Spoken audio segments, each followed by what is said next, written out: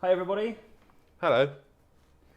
welcome to today's preview. We're having a look at the Baldwin RF-16 Sharknose.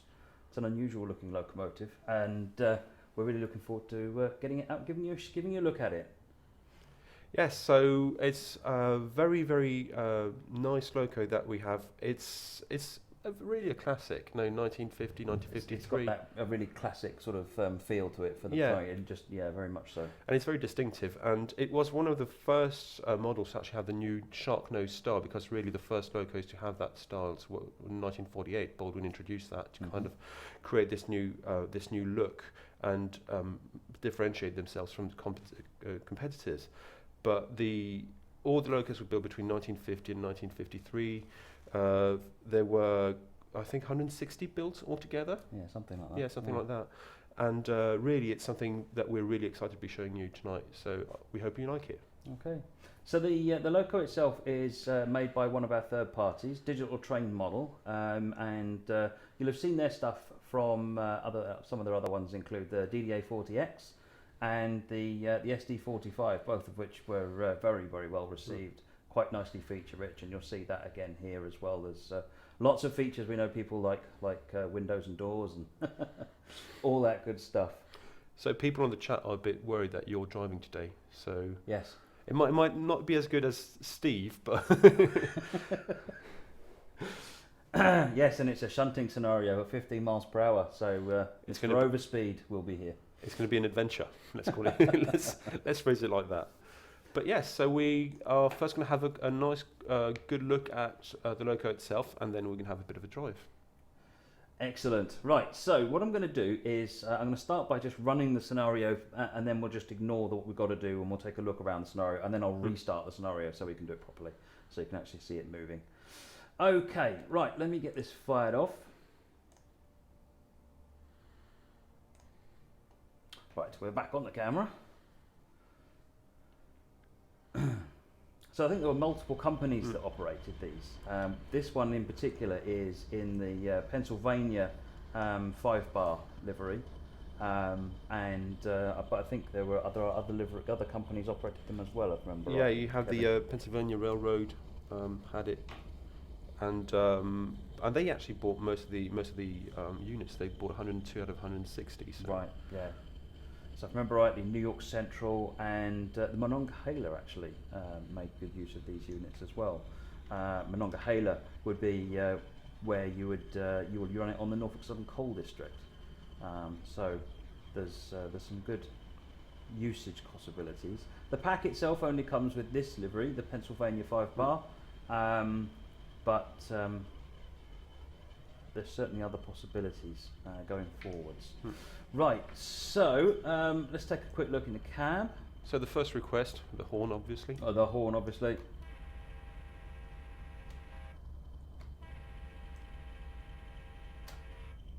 The bell.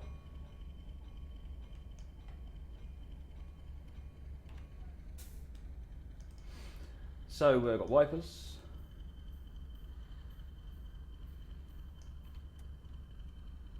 And of course windows on both sides. The doors can be opened as well, and as you would expect, once the doors are open, they are open and visible, as are the windows from the outside. So, And we've got a question for you from Sil DUK. What is the point of the rail on top of the loco? you know what?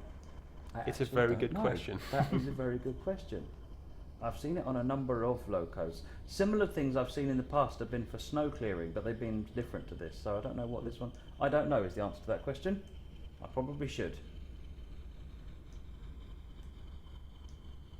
But it seems like it's used for keeping a clearance above the loco.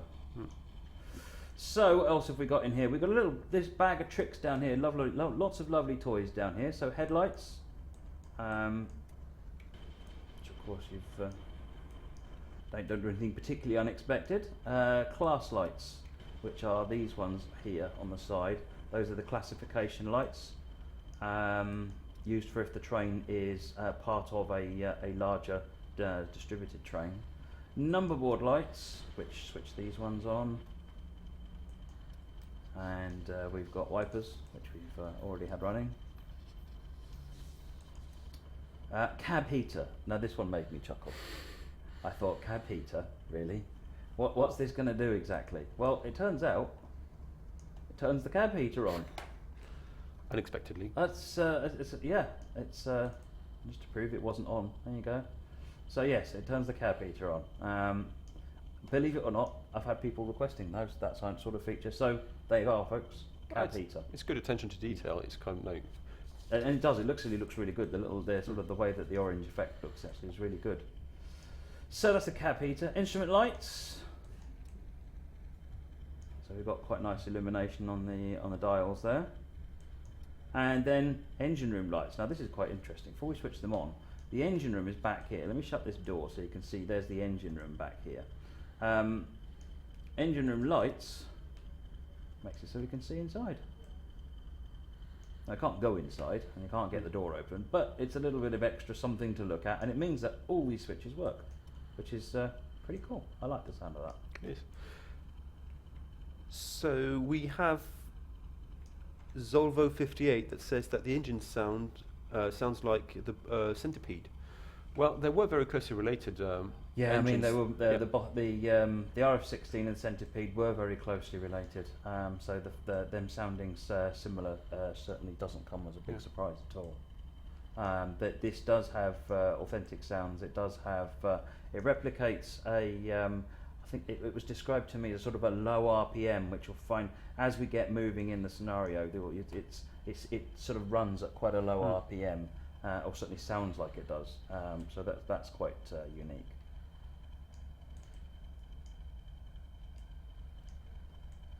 Also got cab light, so we've got an independent cab light. We've got the left, and then you've got the sorry, that was the right. You've got the right and the left, which you can turn both on independently.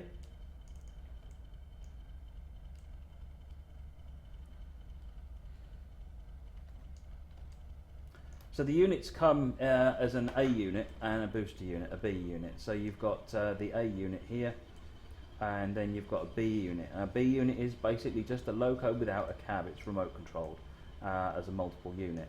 And generally they were run either with or without the B units, but certainly with two A units. I don't think they were ever run just as a single A unit. So when you're running them and making your consists up, you want to take that into account.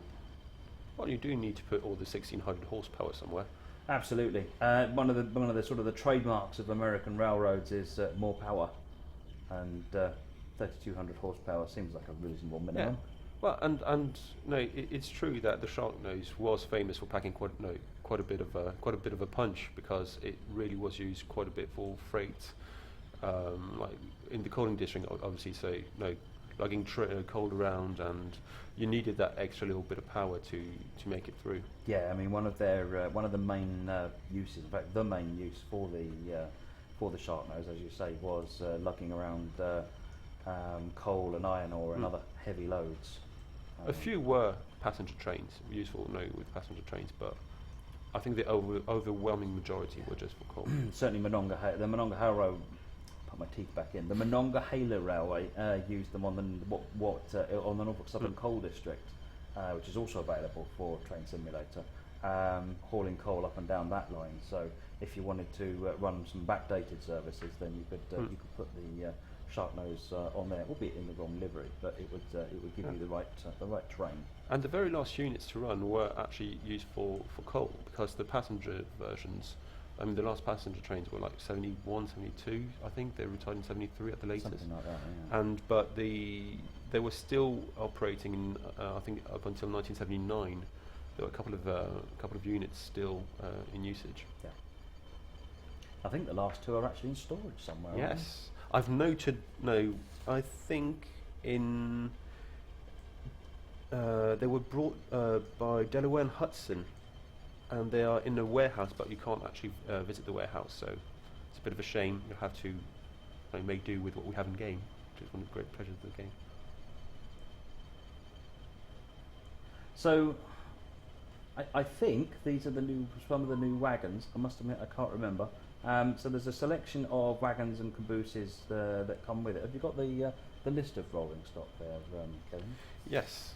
So I think there's Rolling, so it's PR 40-foot boxcar, PR 50-foot boxcar, PR bulk flat car with 6 different loads, PR tank car, and PR N8 caboose. It's a long train.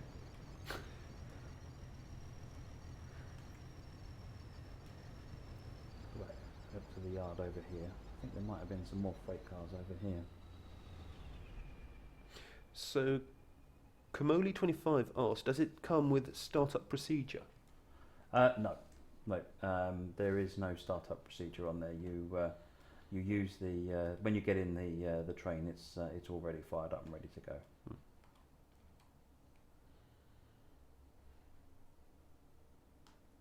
that one of them?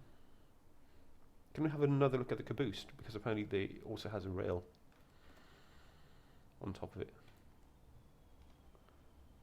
No? That, I think is the original caboose. There's a caboose that comes with the route, which is very similar. Yeah, there you go. Yeah, there you go. I think this is the new caboose. So well spotted, Surly DUK.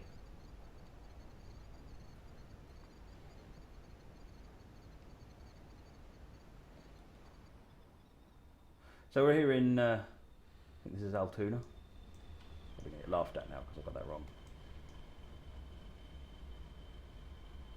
Of course, all the sidings just say through freight. Where are we? On this side of the route, it's definitely Altoona. Just having a look, see where there's. So when we play this scenario, our job is going to be mostly up here. We're going to be taking this assemblage of wagons and moving them into a larger consist, ready to go. Were there any more questions coming in? So apparently JM1260 says the rails are radio antennas. Very interesting, radio antennas. Okay. Oh, the more you know. And Dominus Eduardia says you should probably get moving, otherwise the score would be fantastic. I'm going to restart the scenario when we actually start doing it properly, so that we have as much time as we need to take a look at the loco, answer people's questions, and not feel pressurised by wanting to make a score, because everyone knows how good I am at making a score.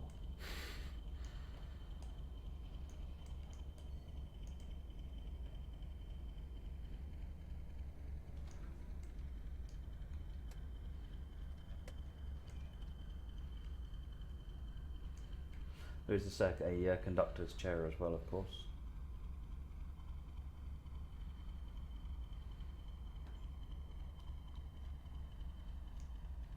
So if there is anything else you want us to show you, you can tell us in chat, and we'll do our very best to accommodate you. So, on that note then, shall we move on? Yes, absolutely. Absolutely, right. Let me just restart this scenario. Yes, we're happy to lose progress, given we didn't move. Some people are making fun of you. I know, this happens a lot. So today we're going to assemble a train that will depart later today. Check the switches all the time. So we're going to come up here and just couple up to those wagons. So this is one of the scenarios that comes with the pack. It is called Preparing a Train in Altoona. So Train Simmer 2015, is that the only train with Sharknose design? I think there were multiple trains. Yes. Actually. This was one of the first ones with the Sharknose design. Basically, Baldwin wanted to distinguish themselves away from the sort of the standard EMD looking design of the time, and certainly distanced themselves from some of their previous failings. And this was sort of their first, or one of their early locos with this design. But it's interesting to note actually that the style was inspired by the Pennsylvania Railroad's T1 class duplex. Okay, interesting. Some of which were actually built by Baldwin, so yes. There you go.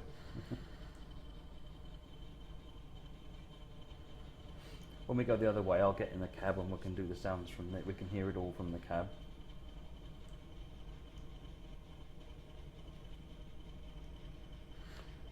So yes, it is on the horseshoe curve route. Yes, Question. scenarios. There's 3 scenarios in the pack for the horseshoe curve route. They are, I think they are mostly switching scenarios. This is the longest of the lot. Most of them are sort of 15, 20 minutes. So there is mention in the chat of a nuclear fuel rod, but I think that's a bit off topic. Who's with Matt? I'm Kevin, DTG Kevin. Apologies, yes, this is Kevin. Kevin has previously been on the chat and is now on the camera. Yes. Keeping an eye on Matt, really. He's keeping a note of every time I overspeed, so I've told him to bring a very big wad of paper. And a pen. Just a big wad of paper that smack me over the head every time I speed. So Ninja Joker 77 says, hello Matt and Kevin. So does GeForce 474. Hello everyone. Hello, thanks for joining us.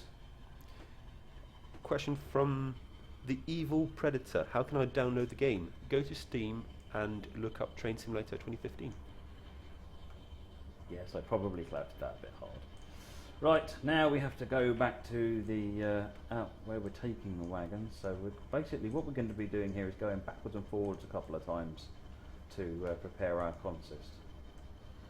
So a big question from Simmer514. I know that this is a weird question, but what does Dovetail think of other competitive train simulation platforms? Are you in contact with other companies as members of the same community, or do you have some sort of competitive spirit going on? Asking this because some fans are going really crazy over the products they support. Well, first and foremost, we really are rail enthusiasts, so anything that has anything to do with locomotives and we're all train fans. Yeah, we're all train fans really. So it's always nice to see more people coming to the field, more people trying things, and of course, there's a bit of competitive spirit, but really, it's just we're happy to see more people joining the community, and we're not afraid actually of a bit of competition. So it makes things interesting. Actually. It's really good. It keeps everyone on their toes, keeps everyone real, and it also encourages a lot of innovation. People come up with different ideas and different takes on something. So it's good to see a healthy environment for train simulation. Absolutely. So apparently I'm now Guy who's not Steve. I can live with that.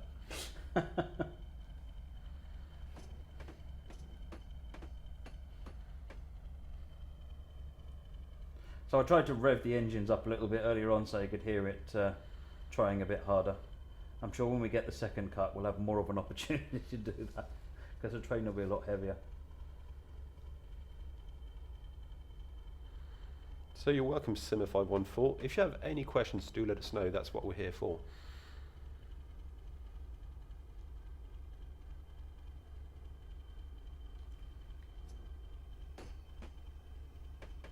How does Kevin's driving compare to Steve's?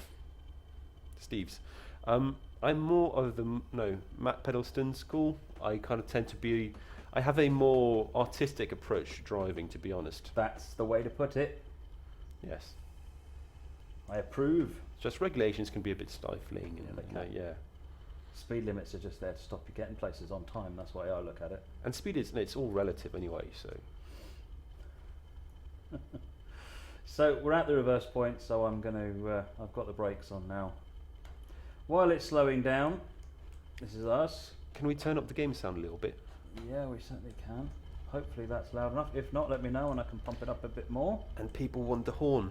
They want the horn. Of course they want the horn. The horn is good. Mess with Matt P and get the horn. Right, let's...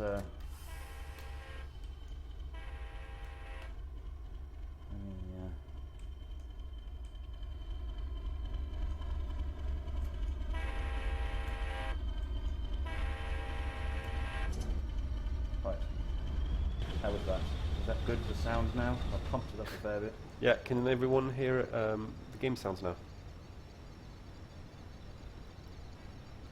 And people are saying that you're doing pretty good so far. Thank you.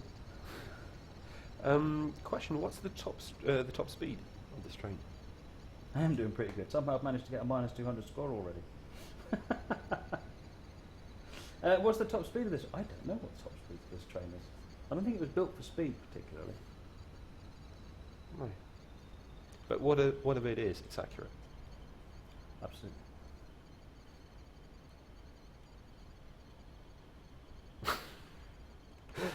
At last, someone at Dovetail Games with a full head of hair.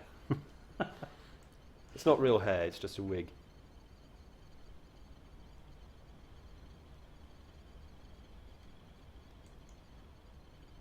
It's normally on this page, actually. Nope, no maximum speed listed on there. Like I said, I don't think it was particularly meant for speed. This is a powerful loco for hauling heavy loads around.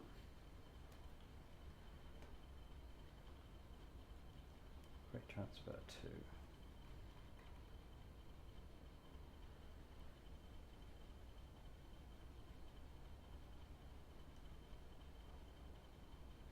Yes, Dynaraptor, the hair is just for show. I'll just take it out on special occasions. Will there be an S-stock train? Good question. We've got the list here. Includes rolling stock, PRR 40-foot boxcar, 50-foot boxcar, bulk flat car with 6 different loads, tank car, and an N8 caboose. So in this case, S-stock is actually London Underground rolling stock. It's the new stock that's rolling out on the Metropolitan line and other lines. So I think that's a suggestion we can make a note of. Certainly.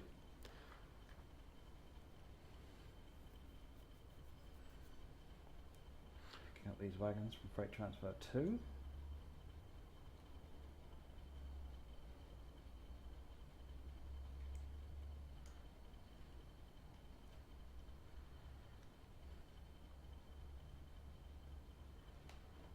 Nice and gentle.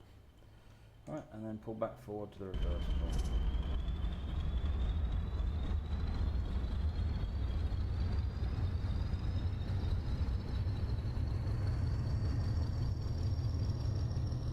There you go. Lots of RPMs. And probably a few strained couplings.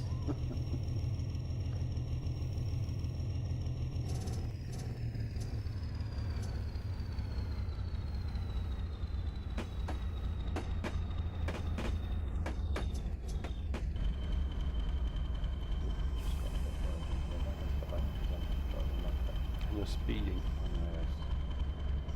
Unfortunately, what I've done is I've built a load of momentum up on the wagons behind me and then tried to slow down, and the wagons are a bit like troublesome trucks. They've been, they want me to go on, go on, go on. It's their fault, really. It's definitely the wagon's fault. See, Kevin knows me. He understands how this works. You're a speed freak. I'm going to put the brakes on now because this train's going to take a while to stop.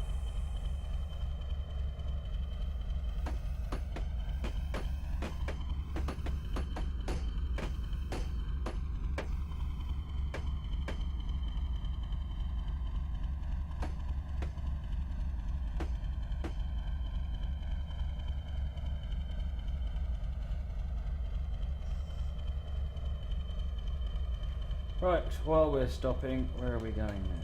We are going to get those wagons on line the fourth one out. Just past that. And that puts us on to the wrong one. That one. Good.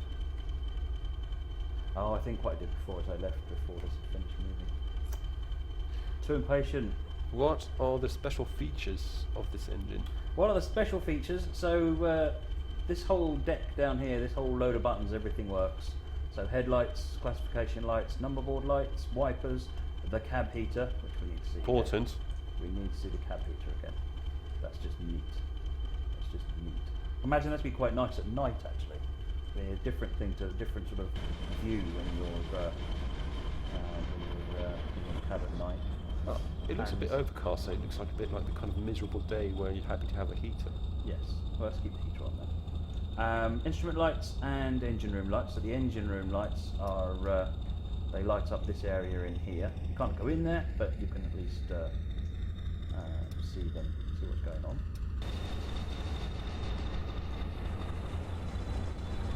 Right, let's go back to the back of our train and watch where we're going.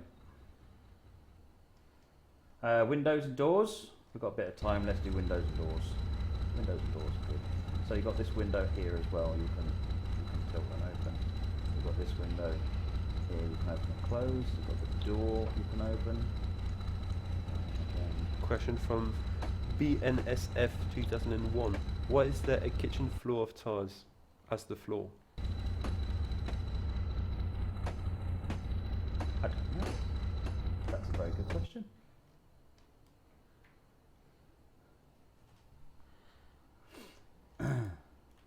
Probably because it was really easy to maintain, really easy to clean. It's probably not tiles, it's probably some sort of vinyl.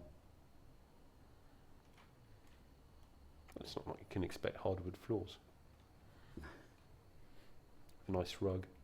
Nice rug, absolutely. If we're going to have cab heaters, But yeah, you want something to stretch your toes out in, really, don't you? might as well have a fireplace, a couple of bookshelves, bed, table. Really.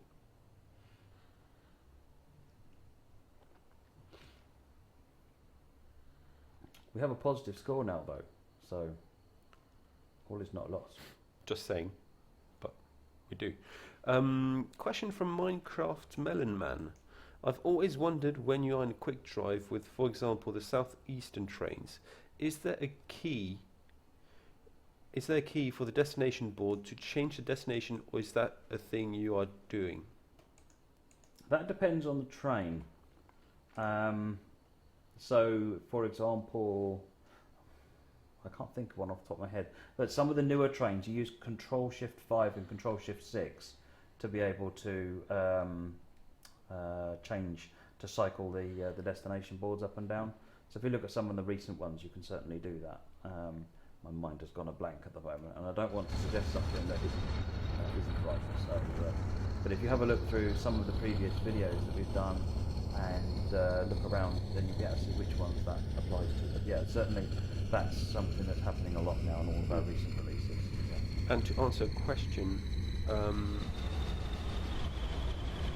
do the doors and windows show up on the outside when they're open?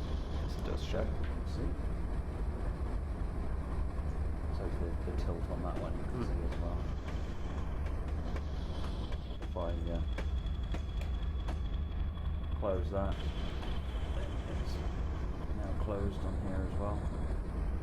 Oh, also it should support partial as well, so if I go halfway, closed all the way. So open and close those.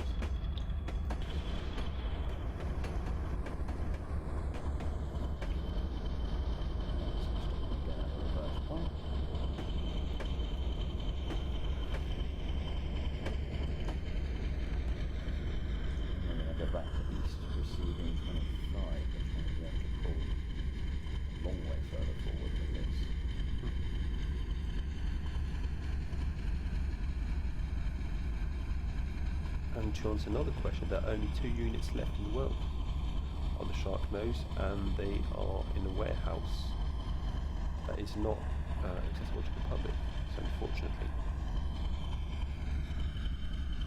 Yes, it's the sort of thing that'd be nice to see one restored.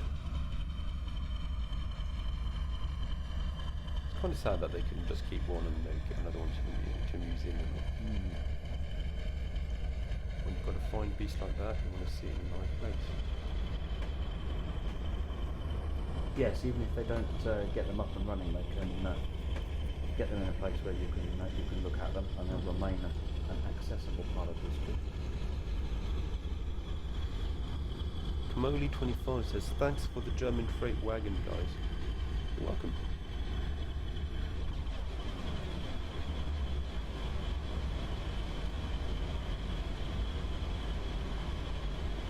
And Jarrett1997 says, allegedly they are wheeled off to a museum when the owner dies.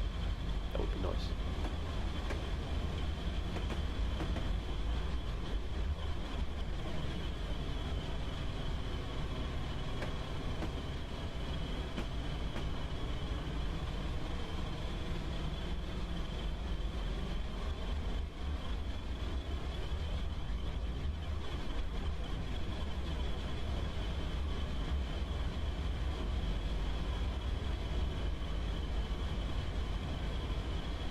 Really nice Sharknose.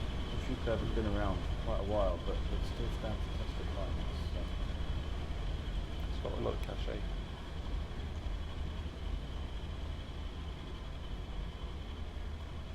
How are we doing? We're all having it. Nope. Americans love their long trains. Given the journeys they've got to haul them, I don't blame them. So we're going back to here, which is that one there. Not really clear in that. Ooh, and Jared says, I have pictures somewhere of their condition as of last year. If you do have pictures, do put them on the forums. It'd be very nice to see them. Yeah, definitely. Right, let's put some brakes on. I do believe we're not far off.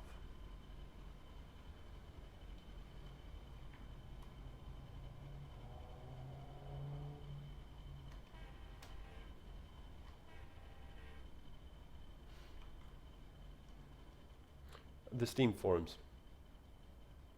To answer Jared's question, which forum? And apparently the two locos are just a tad bit beat up. Sounds like they need some willing volunteers to fix that problem.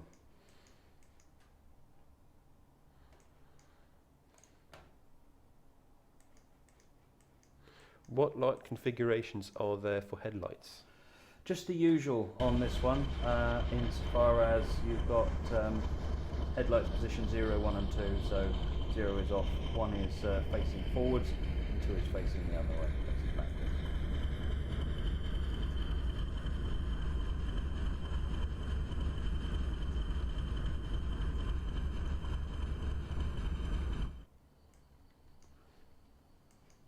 It's the longest train is, the back end hasn't even started moving yet.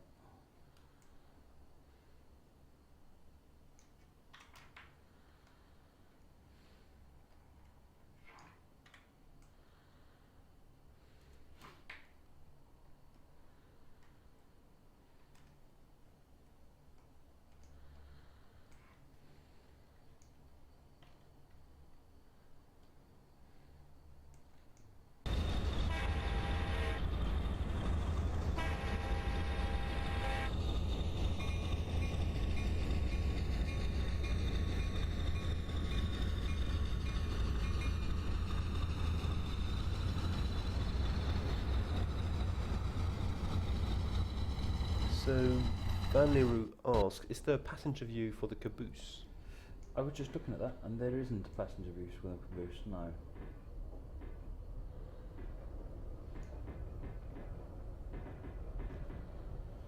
East receiving 25 is where we're going.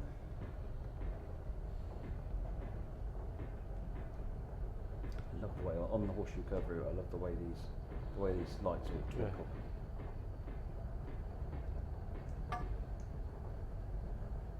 I think it's artificially caused by the resolution of the computer, but it works. Let's just call it mist.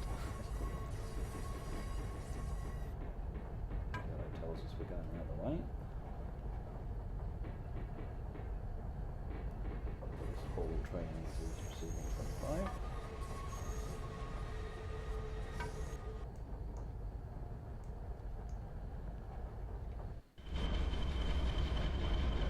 What bit we're interested in particularly. But I have to say, those wagons do look rather nice. I really like this livery. It looks really, really good. Pennsylvania, it's really nice. One thing it's a little bit of a shame is that because it's such a dark livery, it's a little bit difficult to actually see the actual nature of the shape. You have to really look around the loco to really see the shape. Yes, it is not very nice livery. Because it fits, and all of the other rolling stock that comes with horseshoe curve is all in this livery as well, so it will fit in nicely with the existing PRR collection. So, there's a request. Can we see a conductor view? That one then. And Moggy43, yes, it is a funky nose. That's why it's called the Sharknose. Yes. Yeah, so where at the time they were competing against the locos from EMD, such as the FT series and things like that. Of course, had more rounded noses that everyone is not more familiar with. They wanted to stand out as have a loco that, or a nose shape that was different, and I think they succeeded.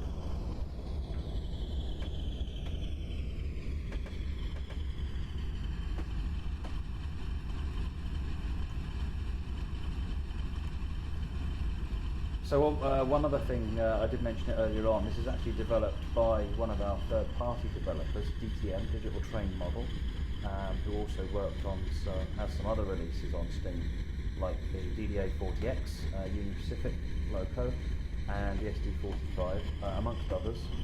So you should be familiar with the kind of quality that you get from DTM now. They're very, very good developers and really good partners to work with, actually. I've had the pleasure of working with Manu on a number of projects in the past, and it's very good. Very good. That would be me up here. Let's go under here.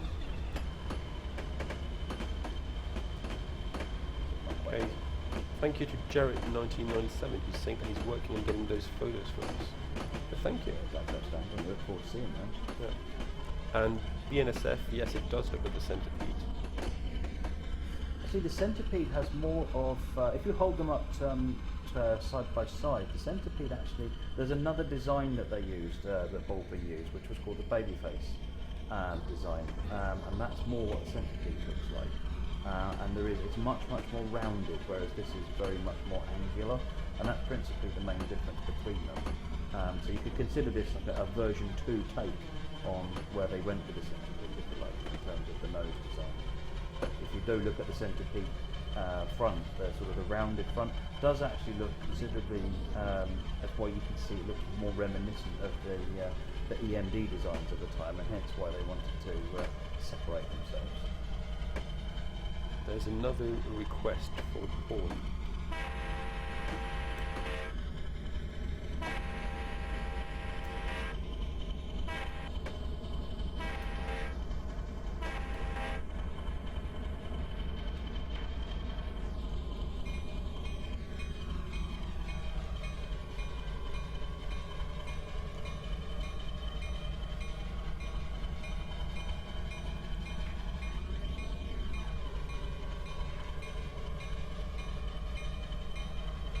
Nearly there, reversing that bit.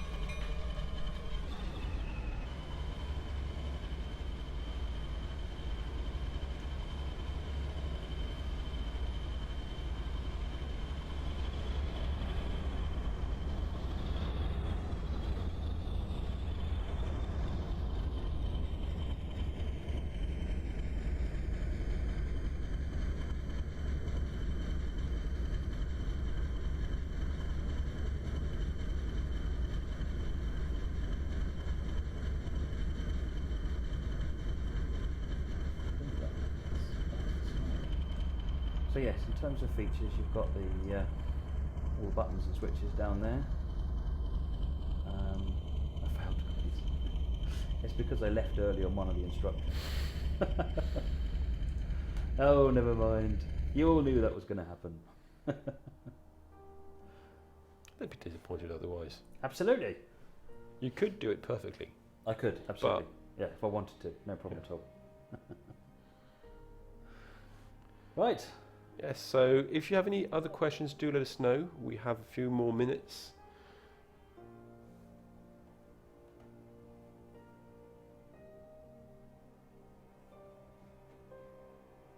But no questions, apparently we've answered. Let me fire it back up again, so while we're waiting for some questions, we can just have another quick look around the cab.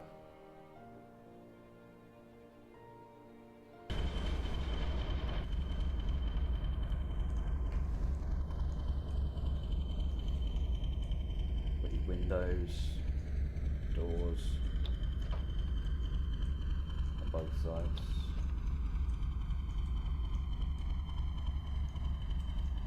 You've got all your switches down here, so headlights, class lights, switch those on. number board lights, wipers, the cab heater must be on, instrument lights, and the engine room lights. So the engine room lights light up this rather splendid area in here. This really nice touch actually. The engine room is so often ignored. So that's your instrument lighting. Wipers.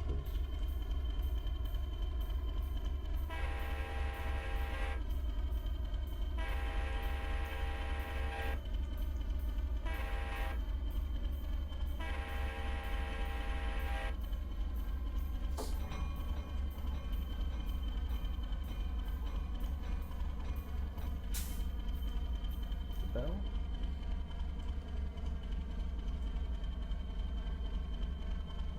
Anything else to come in?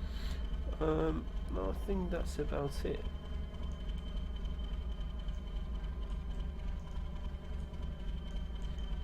But Jared did upload the pictures to the forum, so that's nice. Does this come with any scenarios? It comes with 3 scenarios on the horseshoe curve route. Bear with me one moment.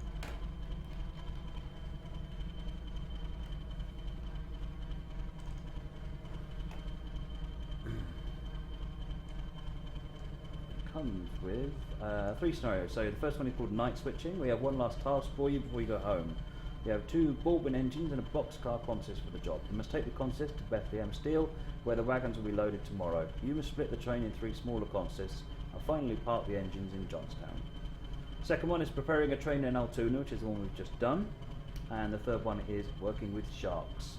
A snowstorm is coming and the worksheet says you have work to do. You must take 2 Baldwin RF-16s to South Fork Yard and assemble a train with wagons parked in different sidings. Once you've completed the work here, take the train to the main line. So that's the 3 scenarios that are included. And so we do look at these. Look at those beauties. Wow. So Yeah, do go and have a look at these pictures, folks. yeah, absolutely. It's a very nice blue and yellow livery. It's really, really nice. And there even is a bit of a backstory where, and I'm reading from the link that Jared just gave us. After a bit of digging, the story of the sharks is after sale from the D&H to a private individual, John Kunze of Castlite. A power short Michigan Northern leased them for service. While on the MIGN, one had a head failure and was just run on 7 cylinders in service until fully rebuilt, and then, wait for it, suffered an engine failure and was out of service. The other was used in service, sometimes with the RS-3s, and having to be operated separately by another crew member since the throttle MU systems weren't compatible. A traction motor grounded in the snow, putting it out of service, and then they were both taken off lease. Both were taken to the ENLS for storage, and one operated briefly. Right, there you go. Very good. Thank you for that. Really appreciate taking your time to do that. It is pretty awesome.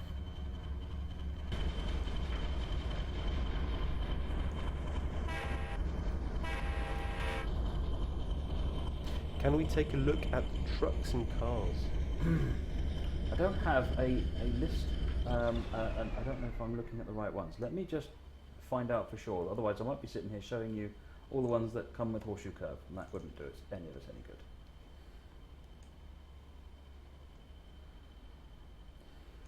So,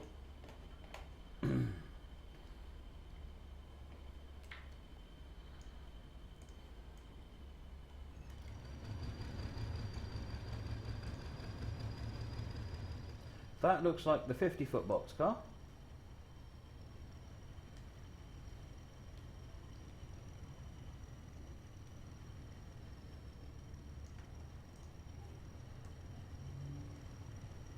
That looks like the 40-foot boxcar.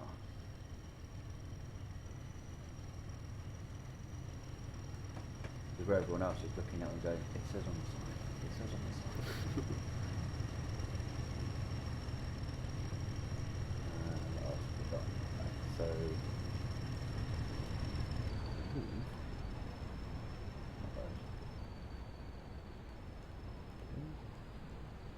Yeah.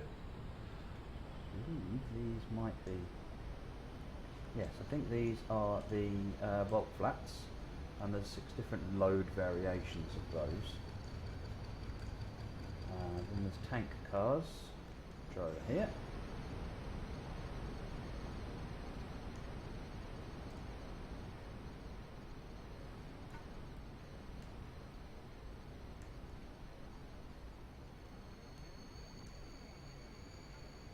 And that rather lovely caboose.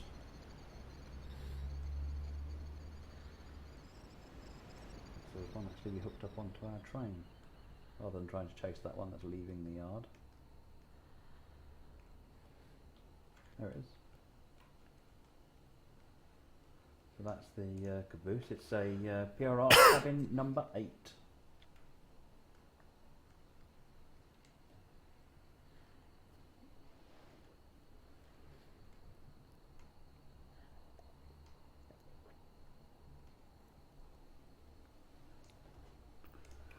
And then, of course, the other thing that you get is the B unit.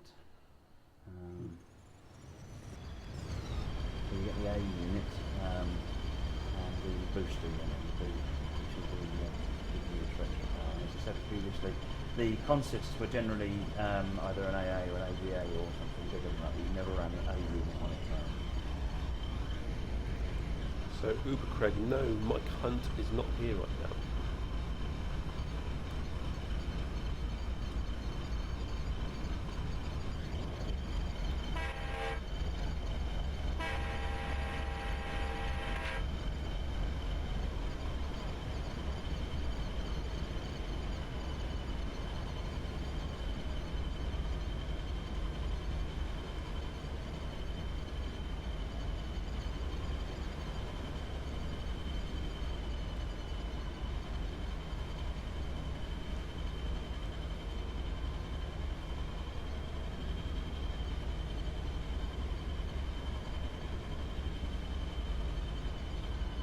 Stands up to close inspection quite nicely.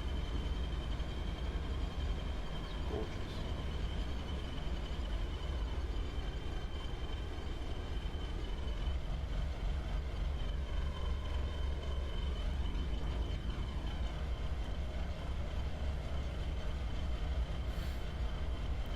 How are you doing? So the imposters, DTG Kevin. I'm not Steve with a wig and a fake beard. Apart from that, how long did it take to develop? That's a good question, but it's not something that we did internally. No, this one was done by third party, Digital Train Model. I don't know how long this particular unit took to develop. In general terms, a loco like this is going to be a good 6-man months, I would think. So for an internal loco project like this, you'll be looking at probably a team of 2 or 3 people over a couple of months. So it's in that sort of order to get just to get this level of detail. It's not something you can achieve quickly. And I think that's about all the questions we have. Okay. So thank you everyone for tuning in. Thank you very, very much to Jared for sending us the pictures and putting them in the forums. Yes, thank you very much. Again, if you want to see some pictures of the last 2 Sharknoses that are in storage, you can go to the off-topic forums, and you've got a couple of very nice pictures. Thank you very much, Jared. We'll send you a key for the Sharknose as a special thank you, because nice pictures, you get a key. It's the least we can do. It's the least we could do. Very nice. Yeah. And that's it. So until next week, have fun, drive safe. Brilliant. Yes. Have a great weekend, folks. Yeah. Thanks Bye. very much. Bye bye.